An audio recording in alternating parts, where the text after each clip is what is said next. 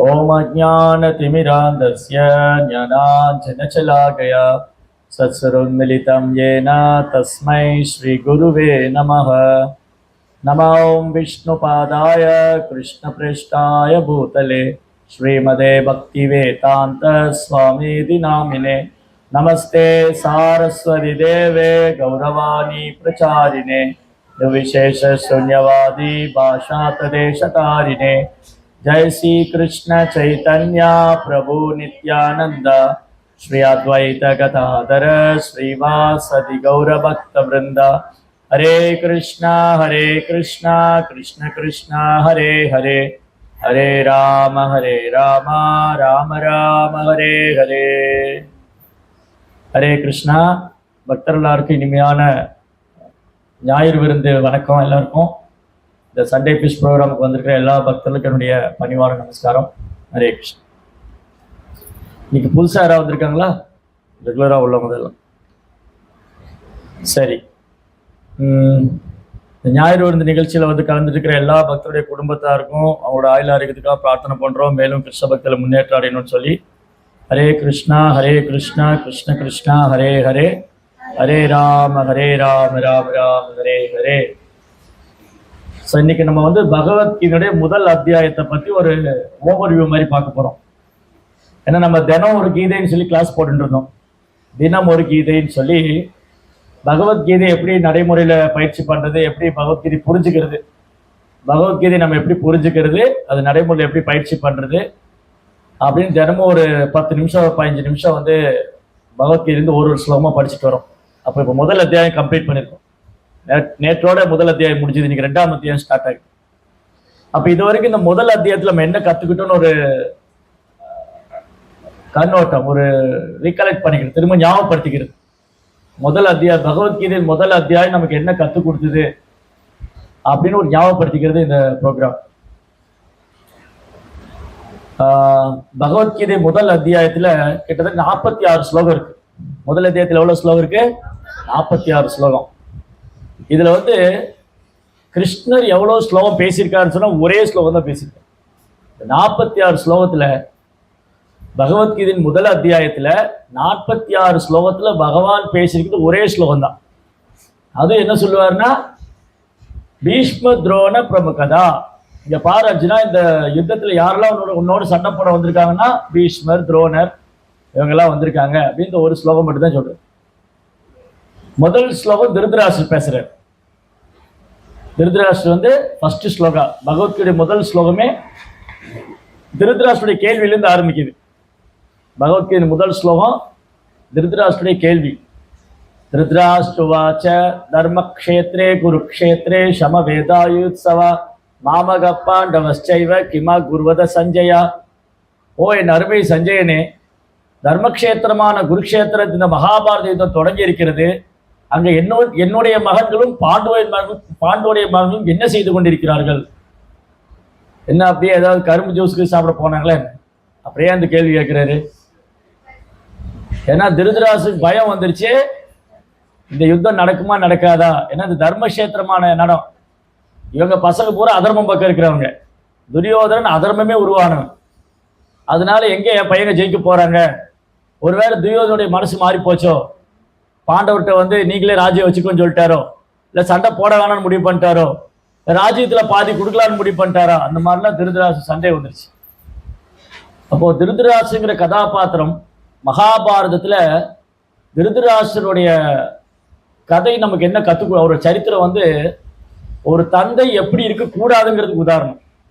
ஒரு அப்பா வந்து எப்படி இருக்கக்கூடாது, திருதராஷ்டிரர் என்ன தவறு செஞ்சாரு, அப்போ ஏன் ஒரு தந்தை திருதராஷ்டிரர் மாதிரி இருக்கக்கூடாது? என்னென்ன தப்பு பண்ணார் திருதராஷ்டிரர்? துரியோதனன் பண்ண தவறுகளுக்கெல்லாம் உடந்தையா இருந்தார். துரியோதனன் என்கரேஜ் பண்ணார். பாண்டவர்களுக்கு பண்ண அநீதியெல்லாம் பார்த்துட்டு திருதராஷ்டிரர் பேசாம இருந்தார். அப்போ தன் பையனை வந்து கண்டிக்கல, அவர் நல்ல ஒழுக்கமுள்ள குழந்தையா வளர்க்கல.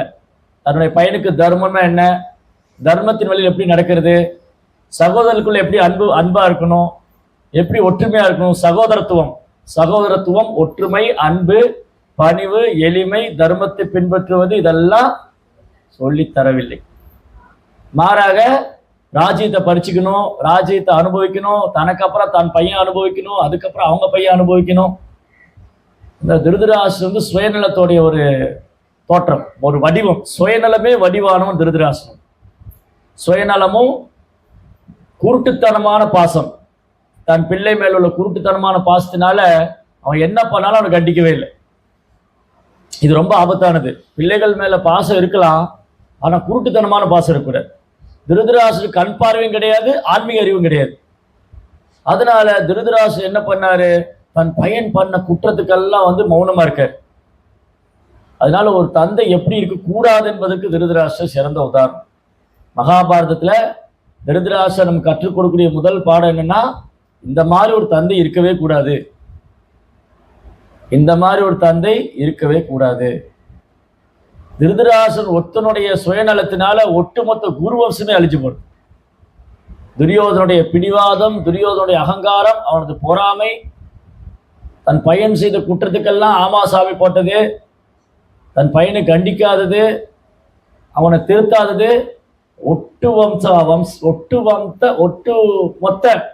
ஒட்டுமொத்த குரு வம்சத்துடைய அழிவுக்கும் திருதராஷ்டிரன் தான் காரணம்.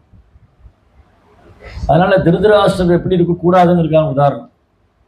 அதனால பிரபுபாதர் அழகாக எழுதியிருப்பார் பொருளறையில, இந்த திருதராஷ்டிரனுடைய கேள்வியிலேருந்து ஒரு மனசு என்னன்னு தெரிய வருது. என்னுடைய மகன்களும் பாண்டுடைய மகன் எல்லாருமே குரு வம்சத்துக்காரங்க தான், எல்லாருமே குரு வம்சத்துக்காரங்க. ஆனா வேணுனே திருதராஷ்டிரன் என்ன சொல்றாங்க, என்னுடைய பையன் தான் குரு வம்சக்காரன், அவன் பாண்டுடைய பையன், ஏன்னா நான் தான் ராஜாவா இருக்கேன். அப்ப திருதராஷ்டிரனுக்கு நான் என்ற பொய்யகங்காரம், நான் ராஜாவா இருக்கேன், என்னுடைய பையன் தான் குரு வம்சத்துக்காரன், அது பாண்டுடைய பசங்க அப்படின்னு குடும்பத்தை பிரிக்கிறார். குடும்பத்தை பிரிக்கிற தந்தை எப்படி ஒரு நல்ல தந்தையா இருக்க முடியும்?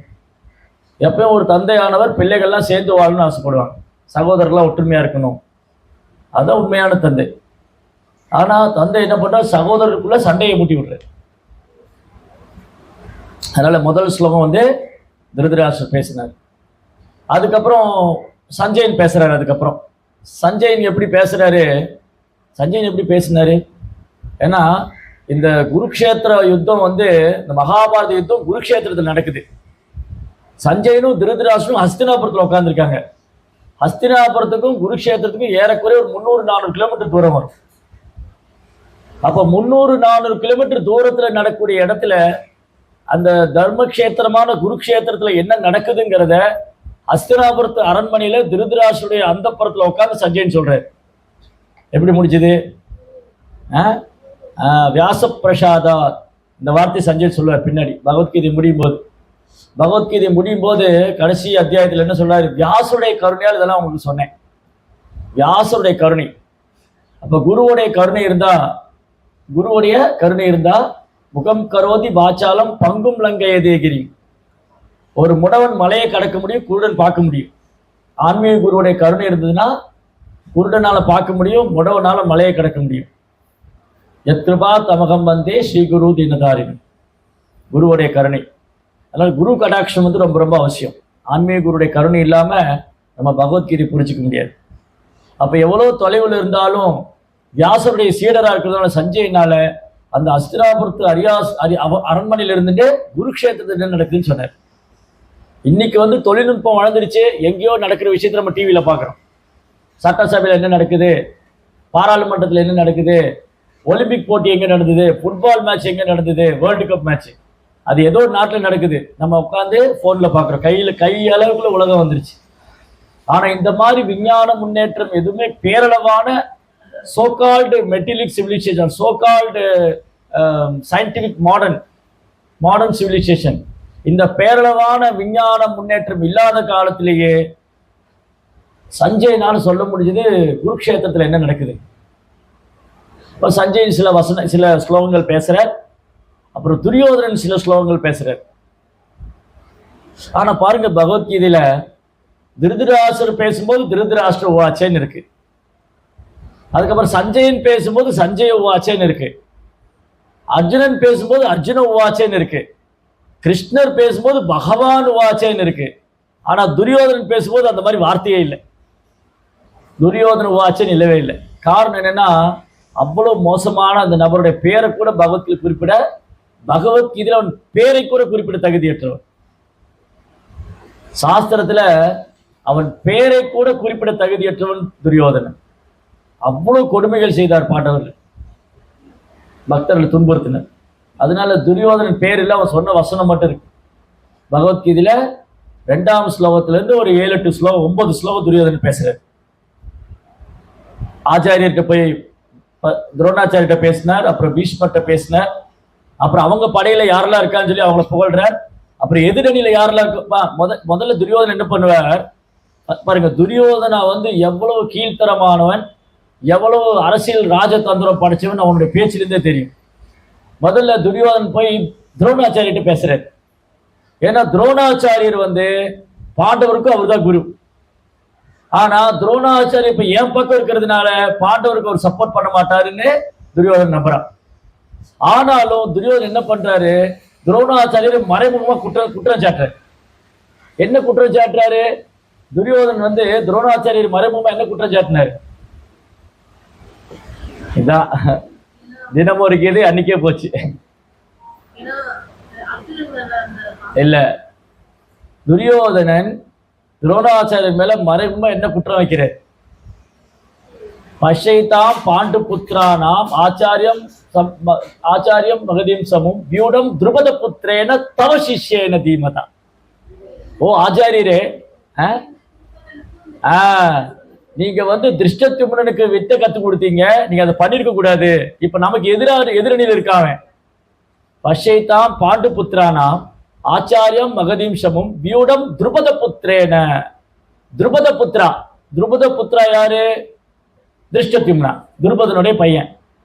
துருபதனுடைய பையன் திருஷ்டத்யும்னன் துரோணாச்சாரியரை கொல்றதுக்காகவே தவமிருந்து பிறந்த குழந்தை. அப்படி இருக்கும்போது துரோணாச்சாரியரை கொல்றதுக்காகவே தவமிருந்து பிறந்த குழந்தை துரோணாச்சாரிட்டே வில்வத்தை கத்த படிக்க வந்தான். துரோணாச்சாரியர்கிட்டே வித்தை படிக்க வந்தாரு. இதுதான் பிராமணா. பிராமணர்கிட்ட ஒருத்தர் வித்தை கத்துக்க வந்தா சொல்லிக் கொடுக்கணும். அந்த தகுதியின் அடிப்படையில துரோணர் சொல்லிக் கொடுத்துட்டாரு. சரி, இவர் ஒரு சத்திரியன், திருஷ்டத்யும்னா ஒரு சத்திரியன், எனக்கு ராணுவ கலை தெரியும், என்கிட்ட படிக்க வந்திருக்கான், சொல்லிக் கொடுக்க வேண்டியது என் தர்மம். பிராமண தர்மம் என்னது? பிராமண தர்மம் தான் கற்றுக்கொண்டதை மற்றவர்கள் கற்றுக் கொடுக்கணும். அந்த டியூட்டி துரோணாச்சாரியர் பண்ணாரு. இப்ப அது குறையா சொல்றாரு துரியோதனன். அன்னைக்கு மட்டும் நீங்க திருஷ்டத்யும்னனுக்கு வித்தை கத்துக் கொடுக்கலனா இன்னைக்கு நமக்கு எதிராக அவங்க எதிரில நின்று இருப்பானாவ. வியூடம் மீன்ஸ் அணிவகுத்து நிக்கிறது.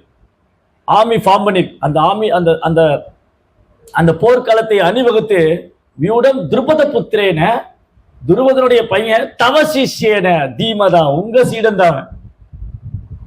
அப்ப நீ பெரிய தப்பு பண்ணிட்ட, அவனுக்கு சொல்லி குருவுக்கே பாடம் சொல்றான்.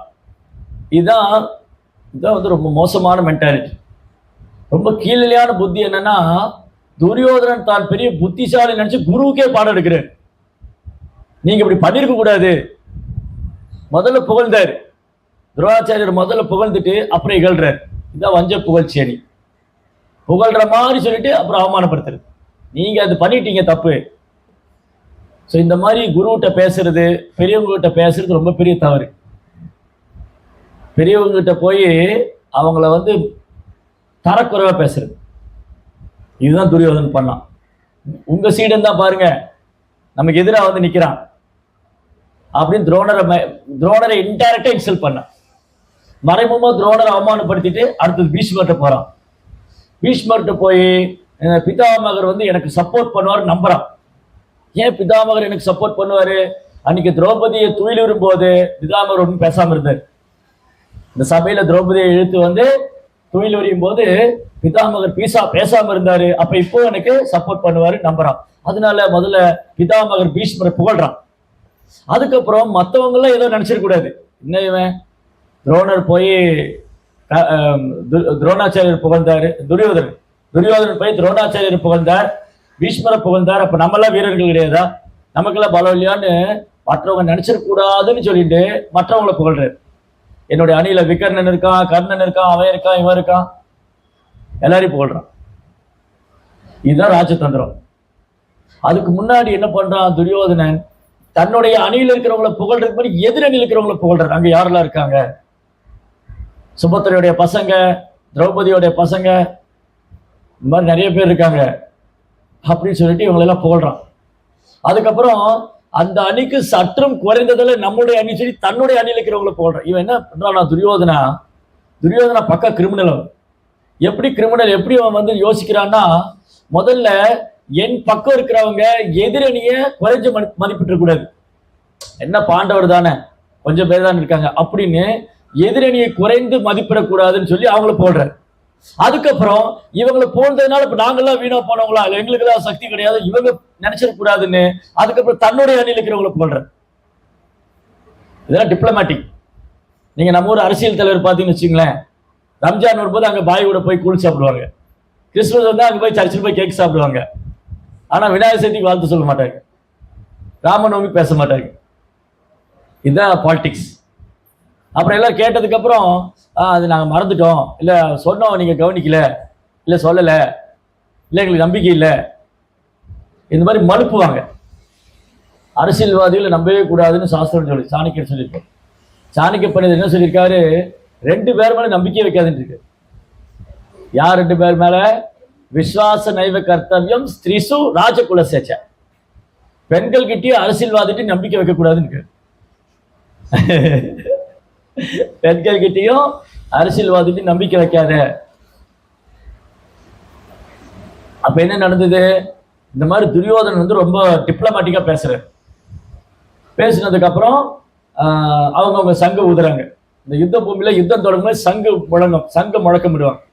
இந்த சங்கு முழக்கம் வந்து ஒரு ஆஸ்பீஷியஸ், ஒரு மங்களமான சத்தம், சங்கு நாதம், சங்கு முழக்கிறது. அப்புறம் துந்துபி எல்லாம் இருக்கு இல்லையா, இந்த துந்துபி மத்தளெல்லாம் அடிச்சு வேரிக்கையெல்லாம் முழங்கி சங்கெல்லாம் ஊதி அந்த யுத்தத்துக்கு தயாரானாங்க. அப்பதான் அர்ஜுனன் சொல்றாரு, அப்பதான் அர்ஜுனன் பேச ஆரம்பிக்கிறார். யாரெல்லாம் என் கூட சண்டை போட வந்திருக்கான்னு பார்க்கணும் அப்படின்னு சொல்லி கிருஷ்ணாட்ட சொல்றாரு. அர்ஜுனன் வந்து கிட்டத்தட்ட இந்த அத்தியாயத்துல ஒரு 20-24 ஸ்லோகம் பேசியிருப்பார். அப்போ முதல் அத்தியாயத்துல பாதி ஸ்லோகம் அர்ஜுனன் தான் பேசியிருக்காரு. அதனால இந்த அத்தியாயத்துக்கு பேரே வந்து அர்ஜுன விஷாட யோகம். அர்ஜுனன் பேசின ஸ்லோகங்கள், அர்ஜுனன் கேட்ட கேள்விகள், அர்ஜுனன் தரப்புல இருந்து வைத்த வாதம், அர்ஜுனன் தரப்புல முன்வைத்த வாதம், இந்த யுத்தம் நான் செய்ய மாட்டேன். அதனால இந்த முதல் அத்தியாயம் நமக்கு நிறைய பாடம் கற்றுக் கொடுக்குது. என்ன பாடம் கற்றுக் கொடுக்குதுன்னா, ஒரு தந்தை எப்படி இருக்கக்கூடாது என்பதற்கு திருதராஷ்டிர உதாரணம், ஒரு மகன் எப்படி இருக்கக்கூடாது என்பதற்கு துரியோதன உதாரணம், ஒரு ஒரு ஒரு தலைவன் எப்படி இருக்கக்கூடாது என்பதற்கு துரியோதன உதாரணம், ஒரு தலைவன் எப்படி இருக்கக்கூடாது என்பதற்கு திருதராஷ்டிரம் துரியோதனும் எப்படி இருக்கக்கூடாதுங்கிறதுக்கு உதாரணம். திருதராஷ்டிரனும் துரியோதனும் ஒருத்த மனுஷ வாழ்க்கையில எப்படி எல்லாம் இருக்கக்கூடாதுங்கிறதுக்கு உதாரணம். இவங்க 2 பேரும் பார்த்து இப்படி வாழவே கூடாதுன்னு புரிஞ்சுக்க. அப்ப மகாபாரதம் பார்த்தோம், பகவத்கீதை படிச்சோம்னு சொன்னா, மகாபாரதம் கேட்டோம், பகவத்கீதை படிச்சோம், மகாபாரதம் படிச்சோம்னு சொன்னா, இந்த 2 பேர் மாதிரி இருக்கவே கூடாது. துரியோதன் மாதிரி கூடாது, திருதராஷ்டிரன் மாதிரி இருக்க கூடாது. அதுக்கான உதாரணம். அப்போ இந்த முதல் அத்தியாயம் கிருஷ்ணர் ஒரு ஸ்லோகம் தான் பேசியிருக்கார், சஞ்சயன் ஒரு 8-10 ஸ்லோகம் பேசியிருக்கார், துரியோதன் ஒரு 7-8 ஸ்லோகம் பேசியிருக்கார், அர்ஜுனன் தான் மீதி ஸ்லோகம், கிட்டத்தட்ட ஒரு 20-24 ஸ்லோகம் அர்ஜுனன் பேசியிருக்கார். அப்போ நம்ம ஆச்சாரியர் வந்து இது ரொம்ப அழகா டிவைட் பண்ணியிருக்காங்க. இந்த ஃபர்ஸ்ட் சாப்டர் பகவத்கீதாவை ஆச்சாரியர் எப்படி டிவைட் பண்ணியிருக்காங்க? 2 பாகமா பிரிச்சிருக்காங்க. முதல் பாகம் வந்து முதல் 27 ஸ்லோகம், முதல் பாகம். அடுத்து 28ஆம் ஸ்லோகத்திலிருந்து 43ஆம் ஸ்லோகம் வரைக்கும்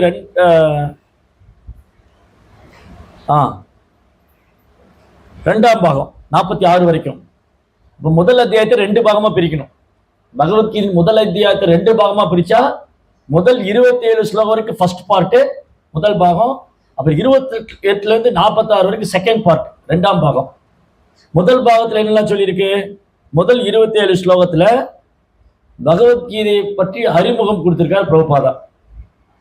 இந்த மகாபாரத யுத்தம் எப்படி நடந்தது, எங்க நடக்குது, அவருடைய தாற்பயம் என்ன, ஏன் குருக்ஷேத்திரத்தை தேர்ந்தெடுத்திருக்காங்க, அங்க என்ன நடக்க போகுதுங்கிறத பிரபுபாதா சொல்றாரு. நெல் வயலில் தேவையற்ற களைகளை பிடுங்கி எறிவது போல தர்மக்ஷேத்திரமான குருக்ஷேத்திரத்துல கிருஷ்ணர் திருதராசன் மகனால கலைகளை பிடுங்கி எடுத்து விட்டார்.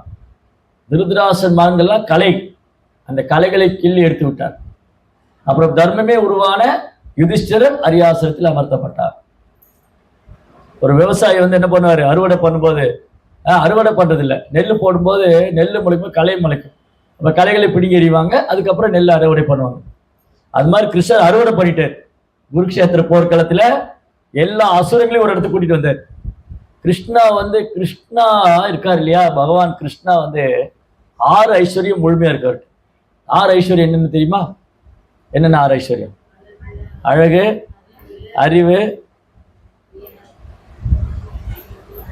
அறிவு, செல்வம், புகழ், அப்புறம் வலிமை, துறவு. அழகு, அறிவு, துறவு, புகழ், செல்வம், வலிமை. 6 ஐஸ்வர்யம். சத் ஐஸ்வர்யஸ்ய பகவான். இந்த 6 ஐஸ்வர்யம் யாருக்கு முழுமையா இருக்கோ அவர் தான் பகவான். நம்மகிட்ட இருக்கும் 6 ஐஸ்வர்யம். சிலப்போ நம்ம கொஞ்சம் அழகா இருப்போம், நம்மளோட ஒருத்தர் அழகா ஒருத்தர் வந்துருவார். போன வருஷம் mister world or mister India அல்ல மிஸ் இந்தியான்னு ஒருத்தர் வந்தா மிஸ் யூனிவர்ஸ், அடுத்த வருஷம் இன்னொரு பொண்ணு வந்துருவா. அப்போ அழகு நிரந்தரம் இல்லை, நம்ம அழகு மாறிக்கிட்டே இருக்கு. அப்புறம் நான் தான் புத்திசாலி நினைச்சேன், எனக்கு மேல ஒரு புத்திசாலி வருவான். அப்ப என்னுடைய புத்திசாலித்தனம் என்னை விட ஒரு புத்திசாலி வருவான். நான் தான் புத்திசாலி, எனக்கு ஒரு புத்திசாலி வருவான். அதுக்கப்புறம் நான் தான் வீரன் நினைச்சேன், என்னை விட இன்னும் சாதனை படிக்க ஒரு வீரன் வருவான். அப்புறம் புகழ், நான் இன்னைக்கு ஒரு புகழ் வாங்கினா அந்த புகழ் இன்னொருத்தர் பிரேக் பண்றேன். போன கிரிக்கெட் போட்டியில இந்த வீரர் அதிக ரன் குவித்தார், அவருடைய சாதனை ஒரு முறியடித்து விட்டார் சொல்றாங்களா. இவர் இவ்வளவு கோல் போட்டிருந்தாரு, அவருடைய சாதனை ஒரு முறியடித்து விட்டார். அப்போ ஒருத்தர் சாதனை பண்ணா அந்த சாதனை இன்னொருத்தர் வந்து முறியடிக்கிறார். வீரம், வலிமை, வீரத்திலே அதே மாதிரிதான், வலிமை அதே மாதிரிதான், செல்வம் அதே மாதிரிதான். இன்னைக்கு நான் கோடீஸ்வரன்னா நாளைக்கு என்னோட இன்னொரு கோடீஸ்வரர் வருவான், என்னோட ஒரு ரூபா அதிகமா வச்சுட்டு வருவான். அதனால நம்ம கிட்ட இந்த 6 ஐஸ்வர்யம் இருக்கு, ஆனா முழுமையா இல்ல. சிலப்போ குறைவா இருக்கு, சிலப்போ 6 இருக்கும், சிலப்போ 6 இருக்காது, ஒண்ணுதான் இருக்கு. சிலரை பாருங்க, ரொம்ப அழகா இருப்பாங்கன்னா முட்டாளா இருப்பாங்க, சிலர் ரொம்ப முட்டாளா இருப்பாங்க, ரொம்ப அழகா இருப்பாங்க. அப்ப எதுவுமே முழுமையா இல்லை. ஆனா கிருஷ்ணா கிட்ட இந்த 6 ஐஸ்வர்யம் முழுமையா இருக்கும். அவர் இன்டெலிஜென்ட். கிருஷ்ணா ரொம்ப புத்திசாலி. என்ன பண்ணாரு, எல்லா அசுரங்களையும் குருஷேத்திரத்தை வர வச்சிட்டாரு. ஒண்ணு பாண்டவர் பக்கம் இருக்காங்க, இல்ல கௌரவர் பக்கம். அப்ப எல்லா அசுரர்களும் ஒன்னா குருக்ஷேத்திரத்துல வந்தாங்க, ஒரே சாட்ல எல்லாத்தையும் கிளீன் பண்ணிட்டாரு. Whole country was clean. மொத்த நாடு சுத்தமாயிருச்சு. எல்லா அசுரங்களையும் குருக்ஷேத்திரத்துல வர வச்சு வாஷ் அவுட் பண்ணிட்டார் கிருஷ்ணா, கிளீன் பண்ணிட்டார். அதனால இந்த குருக்ஷேத்திரங்கிற இடத்துல நடந்த இந்த யுத்தத்துல கிருஷ்ணாவுடைய விருப்பம் என்னன்னா, இந்த அசுரங்கள்லாம் கொல்லப்படும், தண்டிக்கப்படணும், பக்தர்கள் காக்கப்படணும், தர்மம் ஸ்தாபனம் செய்யப்படணும். அதான் கிருஷ்ணா அவதாரம் பண்றதே தர்மத்தை ஸ்தாபனம் பண்றதுக்கு, பக்தர்களை காப்பதற்கு, அசுரங்களை தண்டிக்கிறது. சரி, அப்போ முதல் 11 ஸ்லோகத்துல யுத்தத்துக்கான தயாராகிறாங்க எல்லாம். அப்புறம் துரியோதனன் பேசினாரு. அப்புறம் 12ஆம் ஸ்லோகத்திலிருந்து 20ஆம் ஸ்லோகம் வரைக்கும் பாண்டவருக்கு தான் வெற்றி உறுதினு நிலைநாட்டுது. ஏன்னா ஹனுமானுடைய கொடி அர்ஜுனுடைய ரதத்தில் இருக்கு. அர்ஜுனுடைய ரதத்துல ஹனுமான் உட்கார்ந்துருக்கார், அந்த பகவான் கிருஷ்ணர் ஒரு ரதத்துல உட்கார்ந்துட்டு இருக்கார். அப்புறம் காண்டிபதாரி காண்டிபம் வச்சுட்டு இருக்கார். பாஞ்சஜன்யம் சங்கம் தேவதத்தம் சங்கு, பாஞ்சஜன்யம் ரிஷிகேஷோ தேவதத்தம் தனஞ்சயா, அனந்த விஜயம் பாஞ்சஜன்யம் ரிஷிகேஷோ தேவதத்தம் தனஞ்சயா, பவுண்டரகம் மகாசங்கம் பீமா, பீமா வந்து பவுண்டரகம் சங்கு ஊதினர். அப்புறம் அனந்த விஜயம் ராஜா குந்தி புத்ரோ யுதிஷ்டிரா நகுல சகதேவசிய சுகோஷோ மணிபுஷ்பகம். இந்த சங்கனுடைய முழக்கம் எல்லாம் இங்கு வெற்றியை பறைசாற்றிய. இந்த சங்கனுடைய முழக்கம் கேட்கும்போது எதிரணியில் உள்ளவங்க இதயமெல்லாம் சில்லு சில்ல வெடிச்சிருச்சு. அவங்க தோல்வி உறுதியா, அந்த சங்கனுடைய முழக்கமே உறுதிப்படுச்சா நீங்க தோத்து போயிடுவீங்க. பீஷ்மர் ஒரு சங்கு ஊதும் போது மறைமுகமா துரியோதன முட்டாலே நீ தோக்கத்தாண்டா போறேன்னு மறைமுகமா சொல்லிச்சான் பீஷ்மருடைய சங்கு. அந்த மாதிரி இந்த எல்லாமே அறிகுறிகள் இருக்கு. இங்க பாண்டவர் தான் ஜெயிக்க போறாங்க. ஜெயத்து பாண்டு புத்திரானா ஏஷாம் பக்ஷே ஜனார்த்தனா, பகவான் அவங்க பக்கம் இருக்கிறதுனால பாண்டவர் தான் ஜெயிக்க போறாங்க. சரி, அடுத்தது 2ஆம் பாகத்துல 28ஆம் ஸ்லோகத்திலிருந்து 46ஆம் ஸ்லோகம் வரைக்கும் அர்ஜுனன் இந்த யுத்தம் செய்ய மாட்டேன்னு கிருஷ்ணாட்ட வாதம் பண்றார். 5 முக்கியமான காரணங்கள் சொல்றார். இந்த காரணத்துல நான் சண்டை போட மாட்டேன். என்னென்ன பார்த்தோம்? 5 முக்கியமான காரணம். தினமொரு கீதை கேட்குறீங்களா, கேட்கறது இல்லையா? தினமொரு கீதை கேட்டேன், அது காற்றில் விட்டு விட்டேன். என்ன 5 காரணம்? இவங்கெல்லாம் என் உறவினர்கள். சஜனா திஸ்பேமம் சஜனம் கிருஷ்ணா. அந்த சஜனம்ங்கிற வார்த்தையை அர்ஜுன் ரிப்பீட்டடா யூஸ் பண்றாரு. இந்த அர்ஜுனன் பேசினதே ஒரு 28, 24, 20 ஸ்லோகம் தான். அந்த 20 ஸ்லோகத்திலே 2-3 இடத்துல சஜனா சஜனா, என்னுடைய ஜனங்கன்னு சொல்ற. என் உறவினர்கள், என் நண்பர்கள், என் மாமன்கள், என் மைத்துனர்கள், என் சகோதரர்கள், என்னுடைய ஆச்சாரியர், என்னுடைய பிதாமகன். சரி, அடுத்தது என் உறவினர். அப்புறம் இவங்களை கொண்டுட்டா நான் எப்படி சந்தோஷமா இருக்க முடியும்? சொந்தக்காரங்களை கொண்டுட்டு நம்ம சந்தோஷமா இருக்க முடியுமா? ஒரு வீடு கட்டி கிரகப்பிரவேசம் பண்ணிட்டு சொந்தக்காரனே கூப்பிடல, என்ன அனுபவிக்கிறது? எல்லாரையும் கூப்பிட்டு பாருங்க எப்படி வீடு கட்டிருக்கேன், எப்படி வீடு கட்டிருக்கீங்க, எப்படி வீடு கட்டியிருக்கேன்னு எல்லாரும் கூப்பிட்டு காமிக்கணும். இவ்வளவு பெரிய வீடு கட்டியிருக்கியா, கிச்சன் இவ்வளவு பெருசா, ஹால் இவ்வளவு பெருசா, அப்பதான் என் சந்தோஷம். பாரு எல்லாரும் நல்லா இருக்கு, வீடு நல்லா இருக்குன்னு சொன்னாங்க. அப்ப அனுபவிக்க முடியாது. சொந்தக்காரங்களில் எப்படி அனுபவிக்க முடியும்? அதுக்கப்புறம் எனக்கு சந்தோஷம் இல்லை, இவங்களை கொள்றதுனால எனக்கு சந்தோஷம் இல்லை, ஏன்னா நான் அனுபவிக்க முடியாது. என்னுடைய வெற்றியில பங்கு கொள்றதுக்கு யாரும் இருக்க மாட்டாங்க. கௌரவர்லாம் கொண்டுட்டு பாண்டவர் மட்டும் அரியாசனத்துல உட்காந்தா யாரோட எஜய் அந்த கிங்டம் அந்த அந்த ராஜ்யத்தை யாரோட பகிர்ந்துக்கிறது? கிண்ணோ ராஜேன கோவிந்தா. ராஜ்யம் கிடைச்ச என்ன பிரயோஜனம்? இதை அனுபவிக்கிறது என் கூட யாரும் இருக்க மாட்டாங்க. உங்களுக்கு நான் ஒரு பெரிய கேக் ஆர்டர் பண்ணேன். பெரிய கேக்கு, சும்மா கிட்டத்தட்ட ஒரு இந்த டேபிள் சைஸ்ல. சாப்பிடுன்னு உங்ககிட்ட கொடுத்தேன். எப்படி நீங்க மீதி ஒரு பீஸ் சாப்பிடலாம், ஒரு கொஞ்சம் கேக் கட் பண்ணி சாப்பிடலாம். அந்த ஒட்டுமொத்த கேக் எப்படி நீங்க தனியாக அனுபவிக்க முடியும்? இல்லையா? நிறைய பேர் கூட ஷேர் பண்ணிக்கணும் இல்லையா? தனியாக அவ்வளோ பெரிய கேக் சாப்பிட முடியுமா? ஆசை இருந்தாலும் சாப்பிட முடியாது. அனுபவிக்கணும் ஆசை இருந்தால் கூட அவ்வளோ பெரிய கேக் சாப்பிட முடியாது. அப்போ எல்லாருக்கும் கொடுக்கணும். அப்போ எல்லாரும் கூட சேர்ப்பாரு. அவர் எனக்கு கேக் கொடுத்தாரு சொல்லிக்கலாம் இல்லையா? ஆனால் அவரால் அவ்வளோ சாப்பிட முடியாது, அதுக்காக தான் பகிர்ந்து கொடுக்குறது. அப்போ அர்ஜுனன் சொல்றாரு, இதுக்கு எனக்கு சந்தோஷம் வராது, அப்புறம் பாவமே சேரும். இவங்களை கொண்டு நாம ஏன் பாவத்தை சேர்த்துக்கணும்? அவங்க வேணா பாவியில இருந்துட்டு போட்டோம், அவங்களுக்கு கொண்டு நாம ஏன் பாவம் தேடிக்கணுங்க? அதுக்கப்புறம் குல தர்மம் போயிடும். குல தர்மம் போச்சுன்னா எப்ப குல தர்மம் போகும்? நான் இந்த மாதிரி வயசுல பெரியவங்க எல்லாம் கொல்லப்படும் போது, பீஷ்மர் துரோணர் எல்லாம் கொல்லப்பட்டுட்டா குல தர்மம் போயிடும். அது இளைய தலைமுறை தவறான வழியில போவாங்க, பெண்கள் தவறான வழியில போவாங்க, தேவையில்லா சந்ததியில உருவாகும், முன்னோர்கள் வீழ்ச்சி அடைவாங்க, இப்ப எல்லாம் நரகத்துக்கு போவாங்க. இதை நான் சாஸ்திரத்துல இருந்து கேட்டிருக்கேன், ஆச்சாரிய சீட பரம்பரை கேட்டிருக்கேன்னு சொல்றாரு அர்ஜுனன். அப்ப அர்ஜுனன் ஏதோ சும்மா போன போக்குல எல்லாம் ஆர்கியூ பண்ணல, அவர் பாயிண்டா பேசுறாரு. இந்த மாதிரி சாஸ்திரத்துல படிச்சிருக்கேன், சீட பரம்பரை கேட்டிருக்கேன், இதனுடைய விளைவு இப்படி ஆயிடும், பெரியவங்க இறந்து போயிட்டாங்கன்னா இளைய தலைமுறை யார் வழி நடத்துவா? அவங்க தவறான வழியில போயிட மாட்டாங்களா? அப்ப குல நாசமாயிடாதா? குல தர்மம் போயிடாதா? அப்போ தேவையில்லாத சந்ததியில வருமே, அதுக்கு நான் காரணமாயிட மாட்டேனா? இந்த மாதிரிலாம் ஆர்கியூ பண்றாரு. ஸோ இப்படி அர்ஜுனன் 4வது காரணம் குல தர்மம் போயிடுன்னு சொன்னார். 5வது காரணம் என்னது? அவருக்கு மனக்கவலை ஆயிடுச்சு.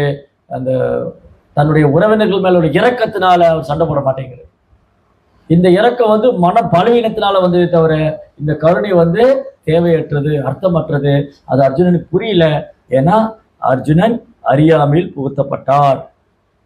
ஸோ அர்ஜுனன் அறியாமையில் புகுத்தப்பட்டதுனால அவர் சோர்ந்து போயிட்டார். அப்ப இது நேரம் அர்ஜுனன் பேசிட்டதெல்லாம் உடல் சார்ந்த விஷயங்கள். அர்ஜுனன் ஒரு 2 விஷயம் மறந்துட்டார். இந்த கிருஷ்ணர் கூட பண்ண விவாதத்துல, கிருஷ்ணர்கிட்ட பண்ண வாதத்துல அர்ஜுனன் 2 விஷயம் மறந்துட்டார். ஒண்ணு, நான் இந்த உடல் எல்லாம் ஆத்மாங்கிறத மறந்துட்டார். இன்னொன்னு, என்னுடைய முக்கியமான வேலை கிருஷ்ணரை சந்தோஷப்படுத்துறதா. இந்த யுத்தம் கிருஷ்ணா பண்ண சொல்றாரு. இது கிருஷ்ணா இந்த யுத்தம் பண்ண சொல்லும் போது நான் எப்படி அது சரியா தப்பான்னு யோசிக்கிறேன். அதுவே முதல் தப்பு. கிருஷ்ணா ஒரு விஷயம் சொல்றாருன்னா இது தர்மமா அதர்மமான்னு எப்படி நீங்க ஜட்ஜ் பண்ணுவீங்க? எப்படி நீங்க கேட்பீங்க? ஏன்னா கிருஷ்ணர் சொல்றதெல்லாம் தர்மம். தர்மம் து சாக்ஷாத் பகவத் பண்ணியது. பகவான் என்ன சொல்றாரு தர்மம். அது அதர்மமா இருந்தாலும் கிருஷ்ணர் சொன்ன தர்மம் தான், அவ்வளவுதான். அதனால இங்க முக்கியமா கவனிக்க வேண்டிய விஷயம் என்னன்னா, அர்ஜுனன் 2 விஷயம் மறந்துட்டார். ஒண்ணு, நான் இந்த உடல் எல்லாம் ஆத்மாங்கிறத மறந்துட்டார். 2வது, கிருஷ்ணாவை திருப்திப்படுத்தணும்னு மறந்துட்டார். தன் புலன் திருப்தியே முக்கியம்னு நினைக்கிறேன். நான் சந்தோஷமா இருக்கணும், எனக்கு கவலை போகணும், நான் செய்ய மாட்டேன், இது பாவம், இது தப்பு அப்படின்னு வாதம் பண்றேன். கடைசியில அர்ஜுனால ஒரு முடிவுக்கு வர முடியல. காண்டிபத்தை கீழே போட்டுட்டு கண்ணுல கண்ணீரோட தலையில கை வச்சுட்டு ரதத்துல உட்காந்துட்டேன். இனி அடுத்தது 2ஆம் அத்தியாயத்துல அர்ஜுனன்ட்ட பகவான் என்ன பேசினார் அப்படிங்கிறத நம்ம அடுத்து வரக்கூடிய இந்த தினம் ஒரு கீதை வகுப்பை பார்க்க போறோம். அப்போ ஒட்டு மொத்தமா நமக்கு பகவத்கீதை முதல் அத்தியாயம் என்ன கற்றுக் கொடுத்தது? அறியாமையிலிருந்து விடுபடணும். ரெண்டாவது கிருஷ்ணாவை சரணடையணும். என்னுடைய விருப்பத்தை விட கிருஷ்ணனுடைய விருப்பம் தான் முக்கியம் தெரிஞ்சுக்கணும். என் புலன்களை திருப்திப்படுத்துறதோட கிருஷ்ணாவுடைய புலன்களை பிரபுபாத் ரிப்பீட்டடா எழுதியிருக்காரு. கிருஷ்ணரது புலன்களை திருப்தி செய்யணும். அவர் ரிஷிகேஷன், புலன்களின் எஜமானன், புலன்களின் அதிபதி. நம்முடைய புலன்களை நான் திருப்தி செய்வதை விட கிருஷ்ணரின் புலன்களை திருப்திப்படுத்ததான் சிறந்தது. ஏன்னா அவர் தான் புலன்களுக்கு அதிபதி, அவர் தான் புலன்களுக்கு எஜமானன். அதனால கிருஷ்ணாவுடைய புலன்களை திருப்திப்படுத்தும் போது நம்ம சந்தோஷமாகும். இந்த விஷயத்தை அர்ஜுனன் மறந்துட்டாரு. அவர் என்ன நினைக்கிறாரு? என் புலனை நான் திருப்திப்படுத்திக்கணும். அதனால இந்த முதல் அத்தியாயம் நம்மை அறியாமையிலிருந்து விடுவிக்கணுங்கிறத முக்கியமான பாடம். ஏன்னா அர்ஜுனன் அறியாமையில் புகுத்தப்பட்டார். அப்ப பகவத்கீதை நோக்கமே இந்த அறியாமையிலிருந்து விடுவிக்கிறதா. நான், எனது, என்னுடையதுங்கிற அறியாமை. நான் இந்த உடல், இந்த உடல் சார்ந்த அனைத்தும் என்னுடையது. இது அறியாமை. இந்த அறியாமையிலிருந்து விடுவிக்கிறதா பகவத்கீதை. முதல் பாடம். ரெண்டாவது, நான் என்னுடைய சந்தோஷத்தை, என்னுடைய புலனை நான் திருப்திப்படுத்திக்கணும். நான் சந்தோஷமா இருக்குன்னு நினைக்கிறதோட கிருஷ்ணனுடைய புலன்களை திருப்திப்படுத்தணும். கிருஷ்ணனுடைய விருப்பத்தை பூர்த்தி செய்யணும். கிருஷ்ணாவுடைய புலன்களை திருப்திப்படுத்தணும். அப்போ நம்ம சந்தோஷமா இருக்கும். அப்போ பகவத்கீதை ரெண்டு நோக்கம் பார்த்தோம் கடைசி வகுப்புல. ஒன்று நம்மளை அறியாமையிலிருந்து விடுவிக்கிறது, இன்னொன்று பகவானை சரணடைந்து ஒரு பக்தனாக. அப்போ ஓவரால் பகவத்கீதை நீங்க பார்த்தீங்கன்னா முதல் அத்தியாயத்துல அர்ஜுனன் கிருஷ்ணர் எப்படி பேசிட்டு இருந்தாங்க? முதல் அத்தியாயத்துல அர்ஜுனன் கிருஷ்ணர் எப்படி பேசிட்டு இருக்காங்க? நண்பர்களாக. ரெண்டாம் அத்தியாயத்தை அர்ஜுனன் எப்படி பேசுறாரு? சீடர் ஆயிடுறாரு. 10ஆம் அத்தியாயம் வரும்போது அர்ஜுனன் எப்படி பேசுறாரு? 10ஆம் அத்தியாயத்துல அர்ஜுனன் எப்படி பேசினாரு? பக்தனா பேசுறாரு. அப்போ முதல் அத்தியாயத்துல அர்ஜுனன் நண்பரா பேசிட்டு இருந்தார். அவரால் ஒரு முடிவுக்கு வர முடியல. 2ஆம் அத்தியாயத்துல கிருஷ்ணரை சரணடைஞ்சு சீடன் ஆயிட்டார். 2ஆம் அத்தியாயத்திலிருந்து 9ஆம் அத்தியாயம் வரைக்கும் அர்ஜுனன் கேட்ட உடனே 10ஆம் அத்தியாயத்துல என் சந்தேகம், என் குழப்பம் தீர்ந்தது 10ஆம் அத்தியாயத்தில் சொல்லிட்டார். நஷ்டோ மோகம் துண்டில்லத்வா. சாரி, அது இல்லை, அது கடைசி அத்தியாயம் 18ல. 10ஆம் அத்தியாயத்தில் என்ன சொல்றாரு? சர்வவேத கிருதம் மன்யே என்பாம் வசதி கேசவா நகித்தே பகவன் வித்து நவிதுர் தேவன தானவா. கிருஷ்ணா, நீங்க சொன்னதெல்லாம் உண்மை, நான் ஏத்துக்கிறேன். 100க்கு 100 நீங்க சொன்னது உண்மைன்னு ஏத்துக்கிறேன். சர்வவேத கிருதம் மன்யே என்பாம் வசதி கேசவா. ஓ கேசவனே, உங்களை தானவர்களோ தைத்தியர்களோ தேவர்களோ யாரும் அறிய முடியாது. 10ஆம் அத்தியாயத்துல முதல் அத்தியாயத்துல நண்பனா இருந்தார். 2ஆம் அத்தியாயத்துல சீடரானார். 10ஆம் அத்தியாயத்துல பக்தர் ஆனார். 18ஆம் அத்தியாயத்துல சரணாகதி பண்ணிட்டார். என்ன சொல்றீங்களோ செய்யறேன். கரிச்சிய வச்சனம் தவிர. கிருஷ்ணா, நீங்க என்ன சொல்றீங்களோ அதை நான் செய்யறேன். அவ்வளவுதான். ஸோ இதுதான் பகவத்கீதை ரொம்ப அழகான பாடம். முதல் அத்தியாயத்துல இது நம்ம ஜஸ்ட் ஒரு ஓவரால் கண்ணோட்டம் பார்த்துருக்கோம், மேற்பார்வை. இந்த ஃபர்ஸ்ட் தினம் ஒரு கீதை முதல் அத்தியாயம் முடிஞ்சது இல்லையா? அந்த முதல் அத்தியாயத்தோட ஓவர்வியூ. அப்போ இந்த முதல் அத்தியாயத்தில் நம்ம கற்றுக்கிற பாடம், திருதராஷ்டிரன் மாதிரி இருக்கக்கூடாது, துரியோதன் மாதிரி இருக்கக்கூடாது. அப்புறம் துருபத சரித்திரம் பார்த்தோம், துருபதன் மாதிரி இருக்கக்கூடாது. பீஷ்மர் துரோணரும் நல்ல ஆத்மாக்களா இருந்தாலும் அவங்க துரியோதன் பக்கம் இருந்தனால அவங்களும் தண்டிக்கப்பட்டாங்க. அவங்க தர்மத்தின் பக்கம் நிக்கல. கர்ணன் எவ்வளவு தானவீரனா இருந்தாலும் துரியோதன் பக்கம் இருந்தாலும் தண்டிக்கப்பட்டார். அப்ப எவ்வளவு நல்லவங்களா இருக்குன்னு முக்கியம் இல்ல, தர்மத்தின் பக்கம் இருக்குமான்னு முக்கியம்.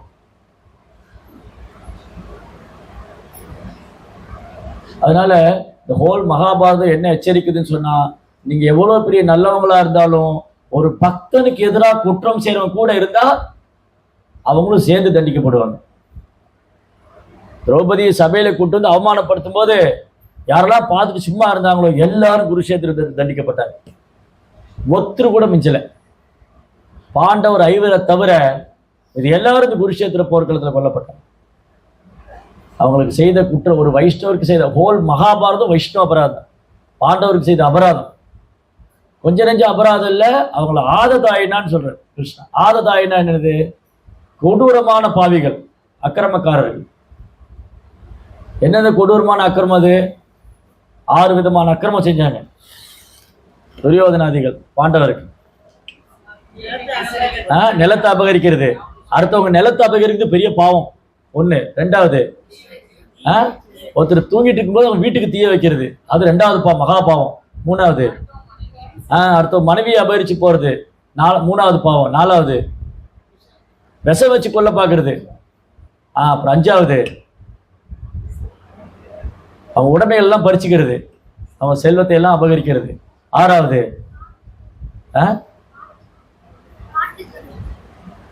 அவங்களோட எல்லாம் காட்டுக்கு அமிச்சிட்டாங்க, அவங்களை நாடு கடத்தி விட்டது. விஷயான் மகாக்னி புருஷாத தர்ஷனாத் அசத் சபாய வனவாச கிருஷ்ணதக. இந்த 6 விதமான அக்கிரமங்களையும் பாண்டவர்களுக்கு கௌரவம் பண்ணாங்க. இதுல ஏதாவது ஒரு விஷயம் நம்ம வாழ்க்கையில ஃபேஸ் பண்ணிருக்குமா சொல்லுங்க? இல்ல நான் தூங்கிட்டு இருக்குமே தலையில கல்ல போட வந்தாங்க, அப்புறம் என் வீட்டுக்கு தீய வச்சுட்டு போயிட்டாங்க, அப்புறம் எனக்கு என்ன விஷம் வச்சு கொல்ல பார்த்தாங்க, நான் என் வீட்டில் நைஸா நகையெல்லாம் தூக்கிட்டு போயிட்டாங்க, அப்புறம் என் சொத்தை ஏமாத்தி அபகரிச்சுட்டாங்க, என்னை நடுத்தருவில் நிப்பாட்டிட்டாங்க, போட்டிருக்க துணி மட்டும்தான் இருந்தது, அந்த ஒரு ட்ரெஸ் தான் என்கிட்ட இருந்தது, என்னை எல்லாத்தையும் பிடிங்கிட்டு நடுத்தருவில் விட்டுட்டாங்க. அப்படியே தான் நம்ம வாழ்க்கையில் நடந்திருக்கா? இதெல்லாம் பாண்டவருக்கு நடந்திருக்கு. இவ்வளவுலாம் நம்ம வாழ்க்கையில் நடந்தா நம்ம உயிரோடு இருக்க மாட்டோம் இல்லையா? ஒண்ணு நம்ம சூசைட் பண்ணிக்கோ, இல்லை அவங்களை கொண்டுருவோம். ரெண்டுல ஏதோ ஒன்று நடக்கும். நமக்கு என்ன பிரச்சனை வருது? தலை வலிக்குது, பல்லு வலிக்குது, அவங்க என்ன அந்த மாதாஜி என்னப்பா சிரிக்காம போனாங்க, அந்த பக்தர் ஹரே கிருஷ்ணா சொல்லல, அப்புறம் என்னை பத்தி அவங்ககிட்ட அப்படி சொன்னாங்க. இதெல்லாம் பெரிய பிரச்சனை நமக்கு பஞ்சாயத்து. அவர் அதை சொன்னார், இவர் இதை சொன்னார், அவரே அங்க போனார், இவரே எங்க வந்தார், அவரே அதை செய்தார், இவரே இதை செய்தார். So many question. ஆனா இதுல ஒண்ணுமே இல்லை, ஒண்ணுமே இல்லை. அதனால பாண்டவரிடம் எவ்வளவு பொறுமை இருந்தது, சகிப்புத்தன்மை இருந்தது, எல்லாத்தையும் டாலரேட் பண்ணிக்கிட்டாங்க. ஈவன் கிருஷ்ணர் கூட இருக்கும்போதே இந்த இந்த கஷ்டங்களை அனுபவிச்சாங்க, பகவான் கூட இருக்கும்போதே. ஆனா ஒரு நாளும் அவங்க கிருஷ்ணாட்டு போய் அழுது புழம்பி, எங்களை ஏன் இப்படி வச்சிருக்கீங்க நீங்க, நான் உங்க பக்தர் தானே, நான் பாண்டவர் நிர்ஜல ஏகாதசி தண்ணி கூட குடிக்காம ஏகாதசி விரதம் இருக்கேன்னு. நம்ம ஏகாதசிக்கு விருந்தே சாப்பிட்டுக்கிறோம், பாண்டவர்கள் நிர்ஜல ஏகாதசி தண்ணி கூட குடிக்காம விரதம் இருக்காங்க. பீமனாலும் சாப்பிடாம இருக்க முடியாது, அவரே விரதம் இருக்கிறாரு, ஏகாதசி விரதம். ஆனா ஒரு நாளும் கிருஷ்ணாட்ட போய் எங்களே இப்படி சித்திரவாதம் பண்றீங்க, கொடுமை பண்றீங்கன்னு சொன்னதே. அதனாலதான் அவங்க இன்னைக்கும் பேசப்படுறாங்க.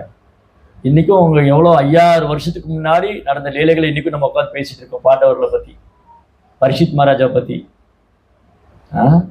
இதெல்லாம் அப்ப எப்படி இருக்கணுங்கிறதுக்கு உதாரணம், எப்படி இருக்கக்கூடாது என்பதுக்கு திருதராஷ்டிரரும் துரியோதனும் உதாரணம், எப்படி இருக்கணுங்கிறதுக்கு அர்ஜுனனும் யுதிஷ்டரும் உதாரணம். இவ்வளவு நடந்தும் அர்ஜுனன் மன்னிக்கணும்னு நினைக்கிறாரு. இவ்வளவு கொடுமை பண்ணவங்களை இவ்வளவு கொடுமை பண்ணியிருக்காங்க. இப்போ உங்களுக்கு கொடுமை பண்ணவங்களை பார்த்தாலே உங்களுக்கு அடிக்கணும்னு தோணும். அவன் கையில கடைச்சான்னு ஆத்திரம் ஒரு கொன்னர்னு, பல்ல கடிச்சு கொன்னர்னு தோணும். ஆனா யுத்த பூமியில அர்ஜுன் அவங்கள பார்த்துட்டு இவங்க கூடயே நம்ம சண்டை போடணும், ஏன்னா அவங்களே வச்சுக்கிட்ட ராஜ்யத்தை நம்ம போயிடலாம், திரும்ப போயிடலாம். இது புரோபான்னு சொல்றாரு, ஒரு சுத்த பக்தருக்கான ஒரு இரக்க குணம்னு சொல்றாரு. அந்த கருணை குணம் அர்ஜுனனுக்கு ஆன்மீகத்துல முன்னேற்றம் அடைவதற்கான எல்லா தகுதி இருக்குன்னு சொல்றாரு. ஏன்னா அவங்க தப்பு செஞ்சவங்களையும் மன்னிக்கணும்னு நினைக்கிறது, தவறு செஞ்சவங்களை மன்னிக்கணும்னு நினைக்கிறது பெரிய குணம். அது தவறு செய்தவர்களை மன்னிக்கணும்னு நினைக்கிறது பெரிய குணம். அவங்க செய்த தவறை மறந்து விடுவது அதை விட பெரிய குணம். அப்படி தவறு செய்தவங்க அந்த தவறை நினைச்சு வருந்தி திருந்தி வாழ்வது ரொம்ப பெரிய குணம், நல்ல விஷயம். இனி பேர் கூட தவறு செய்யக்கூடாது. இந்த மாதிரி குணங்கள்லாம் நம்ம கத்துக்கணும். இந்த குணங்கள் தான் நம்ம கிருஷ்ண பக்தியில முன்னேற்றம் தரும். இந்த குணங்கள் தான் நம்ம பகவான்கிட்ட அழைச்சிட்டு போவோம். காலையில் கூட பாவத்துல படிச்சுட்டு இருந்தோம் இல்லையா, பகைமை உணர்வு கூடாது. பிரகலாத் மகாராஜன் பகைமை உணர்வு கிடையாது, துவேஷம் கிடையாது, வெறுப்பு கிடையாது, வெறுக்கவே இல்லை. நீங்க பாருங்க, யுதிஷ்டிர மகாராஜா கிட்ட திருதராஷ்டிரர் நம்ம கையில கிடைச்சா நம்மளுக்கு அடிக்கணும்னு தோணும். ஏன்னா அவ்வளவு கொடுமை பண்ணாரு. ஆனா யுதிஷ்டிர மகாராஜா திருதராஷ்டிரரை உட்கார வச்சு சேவை பண்ணிட்டு இருக்காரு. எந்த பெரியப்பா பாண்டவர்களே உயிரோடு இருக்கக்கூடாதுன்னு நினைச்சாரோ, எந்த பெரியப்பா பாண்டவர்களை கொல்லணும்னு நினைச்சாரோ, அந்த பெரியப்பாவுக்கு யுதிஷ்டிரர் சேவை பண்ணிட்டு இருக்காரு. கண்ணு முன்னாடியே, யுதிஷ்டிரர் முன்னாடியே பீமனை பிடிச்சி அப்படி அரவணைச்சு அவனுக்கு நசுக்கி கொண்டுருன்னு நினைச்சாரு. கிருஷ்ணா சைகாமிஸ்டர் பீமா கிட்ட போகாதுன்னு. ஏன்னா அவ்வளவு கோபம். பீமன் தான் தன் பையனை கொல்லுவான்னு திருதராஷ்டிரருக்கு நல்லா தெரியும். பீமன் கையால கொல்லப்பட்டதுனால இந்த குருஷேத்திர போர் முடிஞ்சு பாண்டவர்கள் திருதராஷ்டிரர் நமஸ்காரம் பண்ண வரும்போது திருதராஷ்டிரர் பீமனை கொல்லணும்னு இருக்காரு. பீமன் அப்படி கட்டி நசுக்கிடணும். கிருஷ்ணர் சொன்னார் பீமா கிட்ட போகாது. பீமன் மாதிரி ஒரு உருவ பொம்மை கொண்டு வச்சுட்டார். அந்த உருவ பொம்மையை கட்டி பொடி பொடியாக்கிட்டார் திருதராஷ்டிரன் எலும்பெல்லாம். அப்ப பீமன் கிடைச்சிருந்தா என்ன பண்ணியிருப்பார்? ஆனா அப்பேற்பட்ட திருதராஷ்டிரன் கூட உட்கார வச்சு சேவை பண்ணாங்க பாண்டவர்கள். திருதராஷ்டிரன் வீட்டை விட்டு வெளியேறினதுக்கு அப்புறம் யுதிஷ்டிரர் அழறாரு, நான் ஏதோ தப்பு பண்ணிட்டேன், அதான் என் பெரியப்பா கோச்சிட்டு போயிட்டாரு. நாமளா இருந்தா வீட்டுக்குள்ளேயே சேர்த்திருக்க மாட்டோம், நீதான் எல்லாத்துக்கும் காரணம் அப்படின்னு சண்டைக்கு வந்துடுவோம். முடிஞ்சு முதல்ல அரெஸ்ட் பண்ணி ஜெயிலில் போட்டுருவோம். இந்த ஆள் தான் காரணம், போட்டு அண்ணன் தண்ணி கொடுக்காம ஜெயிலில் போட்டு அவரை கொண்டு இருக்கு. ஆனா யுதிஷ்டிர மகாராஜா அவரை வழிபடுறாரு, தன் அப்பாவுடைய ஸ்தானம் வச்சு பார்க்குறாரு. என் பாண்டு எப்படி எனக்கு அப்பாவும் எனக்கு பெரியப்பா எனக்கு அப்பா தான். இதுதான் வைஷ்ணவருக்கான குணம். யுதிஷ்டிர மகாராஜ்கிட்ட பகைமை உணர்வு கிடையாது, வெறுப்பு வரல. இவ்வளவு கொடுமை செஞ்சு கூட இப்போ இதே திருதராஷ்டிரன் பண்ண கொடுமை, துரியோதனன் பண்ண கொடுமை நமக்கு யாராவது பண்ணியிருக்காங்களா? ஒன்றும் கிடையாது. மிஞ்சி மிஞ்சி போனால் ஏதாவது நம்மளை பற்றி தப்பாக பேசியிருப்பாங்க, ஏதாவது சொல்லியிருப்பாங்க, இல்லை ஏதாவது நம்ம மனசு நோக்கிற மாதிரி நடந்திருப்பாங்க, அவ்வளோதான். ஆனால் இவ்வளவு நடந்து கூட யுதிஷ்டிர மகாராஜாவுக்கு திருதராஷ்டிரன் மேலே என்ன வரல? வெறுப்பு வரல. அதனாலதான் Yudhishthira Maharaja is fully qualified to going back to college. கிருஷ்ணாட்ட திரும்ப போற எல்லா தகுதியும் யுதிஷ்டிர மகாராஜ்ட்ட இருந்தது. வெறுப்பு வரல, திருதராஷ்டிரன் மேல வெறுப்பு வரல, துரியோதனன் மேல வெறுப்பு வரல. மாறாக இந்த குருக்ஷேத்திரம் முடிஞ்சதுக்கு அப்புறம் யுதிஷ்டிர மகாராஜா அழகாரு, இது நான் தான் காரணம் அப்படின்னு. இந்த குருக்ஷேத்திரத்துல ரத்த ஆறு ஓடுனதுக்கு நான் தான் காரணம் அழகாரு. கிருஷ்ணர் எவ்வளவு சமாதானம் சொன்னாலும் கேட்க மாட்டேங்கிறாரு. இல்ல நான் ஒருத்தன் அஸ்தினாபுரத்து அரியாசனத்துல உட்காடுறதுக்கு இவ்வளவு பேர் கொண்டுட்டு, ஆயிரக்கணக்கான யானைங்க, ஆயிரக்கணக்கான குதிரைங்க, எவ்வளவு உயிரினங்கள் போச்சு, வீரர்கள்லாம் லட்சம் அது குருக்ஷேத்திரத்துல ரத்த ஆறு ஓடிச்சான். அந்த ரத்த ஆற்றுல யானை எல்லாம் மிதந்து போகுது. அந்த தண்ணியில ஆற்றுல ஆகாய தாமரை மிதந்து போகும். அந்த மாதிரி டெட் பாடி மிதந்து போகுது குருக்ஷேத்திர ரத்த ஆறுல. குருக்ஷேத்திரத்துல ஓடுற ரத்த ஆறுல சடலங்கள்லாம் மிதந்து போகுது. பாக்குறாரு யுதிஷ்டிரர், எப்படி இருக்கும்? அப்படியே உடம்பெல்லாம் நடுங்கும். நமக்கு இதை கேட்டாலே அப்படி நடுக்கும். ரத்த ஆறுக்கு முன்னாடி ஓடுனா எப்படி இருக்கும்? ஒரு ஆக்சிடென்ட் பார்த்தாலே நம்ம பதறி போயிடுவோம் இல்லையா? ஒரு ஆக்சிடென்ட் நடந்து அங்கே பிளட்டு நமக்கு ரத்தத்தை பார்த்தா வந்துடும். யாருக்கா கையை அறுத்து ரத்தம் வருதுன்னு சொன்னா இது பதறி போயிடுவோம். நம்ம சினிமாவில் உடனே சேரியை கிழிச்சு கட்டு போட்டு விட்டுருவாங்க. வீட்டில் யாராவது சேரி கிழிச்சு கட்டு போடுவாங்க, பழைய சேரி வேணா எடுத்துட்டு வந்து கட்டு போட்டு விடுவாங்க. கட்டி இருக்கிற சேரியில கிழிச்சு போட மாட்டாங்க. மேபி அது பழைய சேரியா வேணா இருக்கலாம். அப்ப ரத்தத்தை பார்த்தா பதட்டம் வரும். யுதிஷ்டிர மகாராஜா பார்க்கிறாரு, குருக்ஷேத்திரம் ரத்த ஆறே ஓடிச்சு. அவர் ரொம்ப சங்கடப்பட்டார். இதுதான் ஒரு வைஷ்ணவருக்கான குணம். நான் போய் அரியாசனத்தில் உட்காரதுக்கு இவ்வளவு பேரை நான் கொண்டுட்டேன், பேசாம இருந்திருக்கலாம், அவங்களே ராஜ்யத்தை வச்சுட்டு போயிருக்கலாம், தப்பு பண்ணிட்டேன், நான் பாவம் செஞ்சுட்டேன் அப்படின்னு நினைக்கிறார். கிருஷ்ணா சொன்னார், இல்லை இது பாவம் இல்லை, இது என்னுடைய திட்டம். இந்த அசுரங்கள்லாம் ஒரு இடத்துல வரணும், அவங்க கொல்லப்படணுங்கிறது. சமுதாயம் கிளீன் ஆகணும், சொசைட்டி சுத்தமாகணும்னா இந்த மாதிரி அசுர குணம் படைச்சவங்க இருக்கக்கூடாது. அதுக்கப்புறம் பீஷ்மர்கிட்ட கூட்டின்னு போனார் கிருஷ்ணா. பீஷ்மர் சொன்னதுக்கு அப்புறம் தான் சமாதானம் ஆனார் யுதிஷ்டிர மகாராஜ். அதனால இந்த முதல் அத்தியாயம் ரொம்ப அழகான பாடம். நம்ம எந்த மாதிரி குணங்களை வளர்த்துக்கணும், எந்த மாதிரி குணங்களை வளர்த்து கொள்ளக்கூடாது. ஹரே கிருஷ்ணா. ஜெய் ஸ்ரீல பிரபுபாத் கி ஜெய். உங்களுக்கு ஏதாவது கேள்விகள் இருந்தால் கேட்கலாம்.